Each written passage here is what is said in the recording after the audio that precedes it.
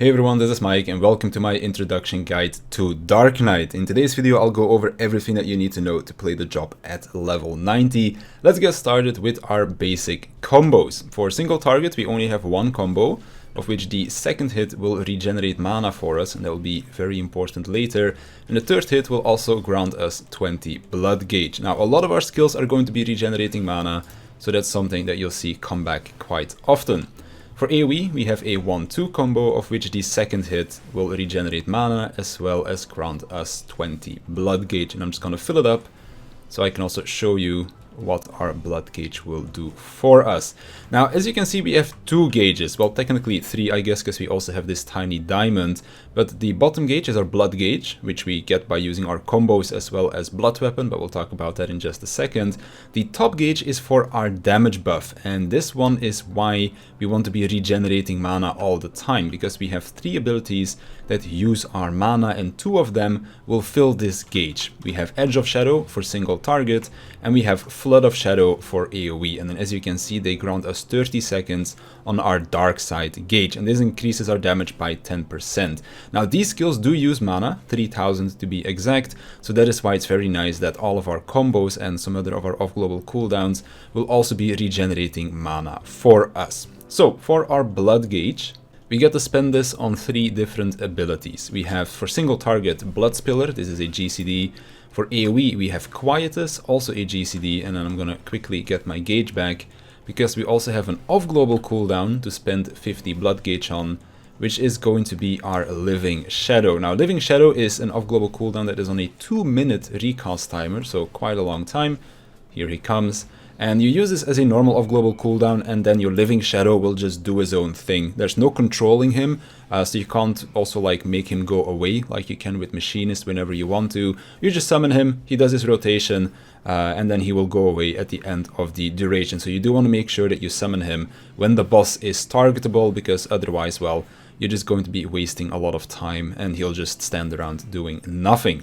We still have 2 more abilities that interact with our blood gauge and our blood gauge action. So first off is Delirium. This works a lot like the in release from Warrior. When you press it, you gain 3 stacks of Delirium, as you can see down here, and we can spend these on Blood Spillers and Quietus casts without having to pay the cost for them. Now unlike Warrior, you can also use other GCDs in between, and you'll still get your stacks to spend on those free Blood Spillers or Quietus casts. You can't use this on your Living Shadow, so if you want to use your Living Shadow, you need to make sure that you have 50 gauge. Another ability, as I mentioned before, is Blood Weapon. Whenever we use this, we get a 10-second buff, and during these 10 seconds, all of our GCDs will generate 10 extra blood gauge, as well as regenerate some mana for us. So again, another skill that regenerates mana. Then we have Carve and Spit. This is going to be a single target ability that does high damage and also again regenerates some mana for us, and this shares a recast timer with Abyssal Drain, which is going to be the AoE variant, and this one will also again regenerate mana, but it will also lifesteal depending on how many targets we can hit with it. So the more targets we can hit, the more HP we will lifesteal as well. And I'll show what it looks like in just a second. I'm just waiting on the cooldown to come back. We also have a gap closer. This one's called Plunge. This stacks up to 2 times, so you can save it for when you need it.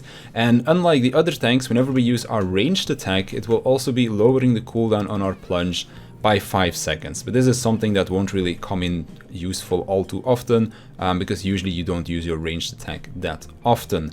One of the odd ones out for our off-global cooldowns is Salted Earth. This is something that we place at our feet, and then you can see this bubble right here, and all of the enemies that are standing inside the bubble will take damage over time. And we can also reactivate the ability for Salt and Darkness, which will do a single attack on all of the enemies that are standing inside of your Salted Earth. And then we have our Abyssal Drain here. This is the AoE version of Carve and Spit. Last but not least, we also have Shadowbringers. Now to use this, we do need to have Darkside active, so I'm going to quickly activate it. And this will deal damage in a straight line in front of us. It has 2 charges. I'll zoom out a bit so you can see that it goes through the target. Now all of our important cooldowns on Dark Knight, except with Salted Earth, are either on a 1-minute or a 2-minute cooldown. 1 minute is where we have most of our abilities available to us, but at 2 minutes we have our Living Shadow, and we also want to be saving our 2 charges of Shadowbringer for that 2-minute window as well, because it's on a 1-minute cooldown, but it stacks up to 2 times. The reason why we want to save them for the 2-minute burst window is because that's where we will have all of our raid buffs active. If our 2-minute burst becomes too busy for you and you can't press all of the buttons in time, you could also use 1 usage of Shadowbringer during the 1-minute burst instead to make it a bit easier for you, but it is going to be a DPS loss if you end up doing that.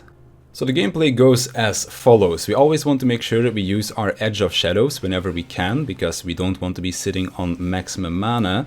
We use our Blood Weapon to get that going, Delirium, and then we're pretty much pressing all of our off-global cooldowns that we have available at this time. Also always making sure to press those Edge of Shadows so that we do not get to maximum HP. At the end of our burst window, we kind of want to save our mana a little bit for the next one, but we'll generally be using 1 extra Edge of Shadow in between to also make sure that we just do not overcap on our mana.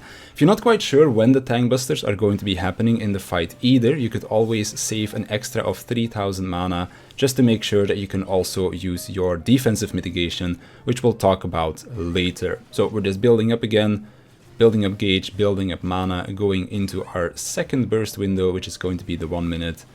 And then we'll have most of our stuff available again. I am going to be using a Shadowbringer just to like showcase the skills a bit more, of course, because I'm not going to go for the full 2 minutes. So Blood Weapon is up here, we use that, and then we just start spending our mana and then also pressing our other off-global cooldowns as they become ready again. So Delirium, Carven Spit, our plunges, any blood spillers that we can use, and then of course also spend our mana as we can.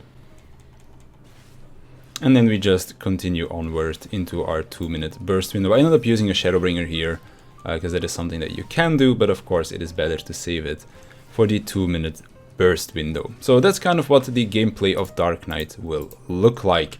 But because we're a tank, we still have defensive mitigation to talk about as well. So first of all, if you want to be tanking, turn on Grit. This is your tank stance. If you don't want to be tanking, then leave it off. As all tanks, we have Rampart. This is a 20% mitigation for 20 seconds. Shadow Wall is our 30% mitigation for 15 seconds.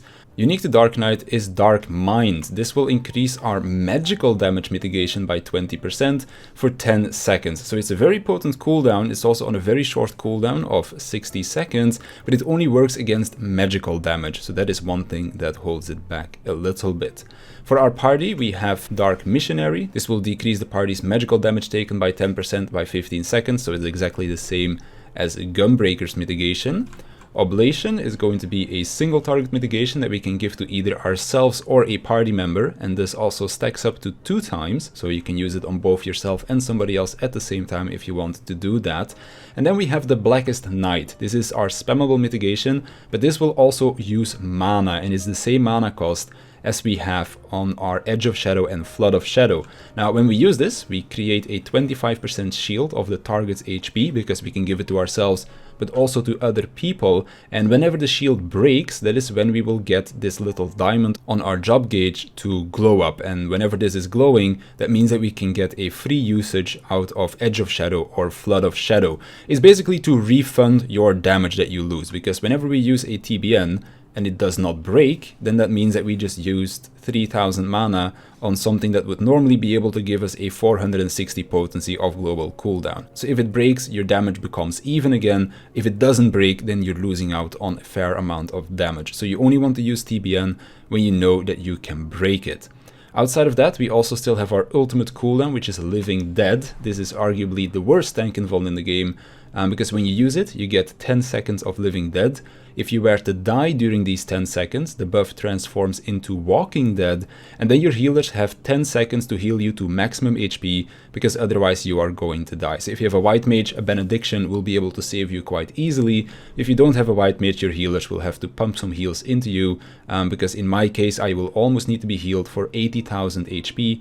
If I'm not healed for that amount, then I will just die at the end of those 10 seconds of Walking Dead that I have. And then last but not least, we still have our role actions. So Provoke puts us on the top of the enmity list. Shirk is the reverse of that. It will divert some of our enmity that we have to a target player, so you just use that on your co-tank whenever you do a tank swap. Interject is a silence, low blow is a stun, reprisal reduces the damage dealt by all the enemies around us by 10% for 10 seconds, and arm's length will negate most knockbacks, but it will also reduce the attack speed of enemies that hit us by 20% for 15 seconds. But this only works in dungeons, it doesn't work on bosses, but still good to use in trash packs. And that is gonna do it for the introduction guide to Dark Knight. So if you have any more questions, then feel free to leave them in the comment section down below and I'll definitely get back to you. But for now, I wanna thank you for watching, I wanna thank my Patreons for their support, and I'll see you in the next one.